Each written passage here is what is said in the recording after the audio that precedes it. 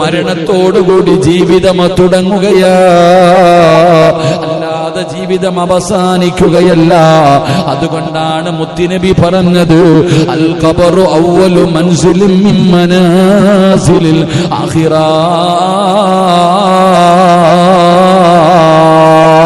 എന്റെ പ്രിയപ്പെട്ടവരെ, ഏതെങ്കിലും ഒരു മനുഷ്യന് ഖബറിൽ രക്ഷപ്പെട്ടു കഴിഞ്ഞാൽ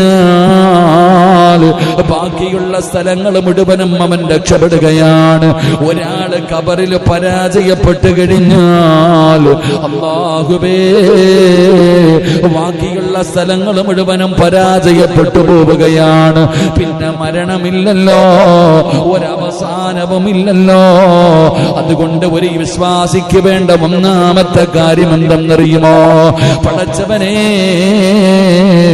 ദുനിയാവിലെ ജീവിതമല്ലവന് ചിന്തിക്കേണ്ടത്, യഥാർത്ഥ ജീവിതം മരണത്തോടുകൂടിയാണ് തുടങ്ങുന്നത്. യഥാർത്ഥ ജീവിതം തുടങ്ങുന്നത് മരണത്തോടുകൂടിയാണെന്നുള്ള ബോധം എനിക്ക് നിങ്ങൾക്കും ഉണ്ടാകണം. അള്ളാഹു നമുക്ക് ഈമാൻ നൽകി അനുഗ്രഹിക്കുമാറാകട്ടെ. ഈ ദുനിയാവിലെ ജീവിതം അള്ളാഹു നമ്മളെ സൃഷ്ടിച്ചിരിക്കുന്നത് വെറുതെ ഒന്നുമല്ല, ഒന്നും കാണാതെ ഒന്നുമല്ല പടച്ചറബ് നമ്മളെ സൃഷ്ടിച്ചിരിക്കുന്നത്.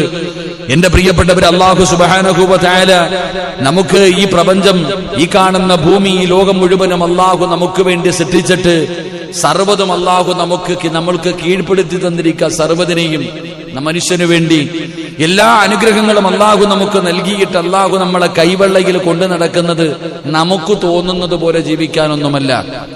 അല്ലാഹു നമ്മളെ സൃഷ്ടിച്ചിരിക്കുന്നതിന്റെ പിന്നിൽ വലിയ ലക്ഷ്യമുണ്ട്.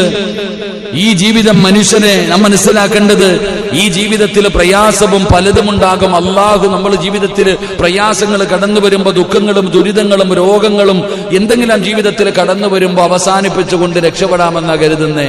എങ്കിൽ ആ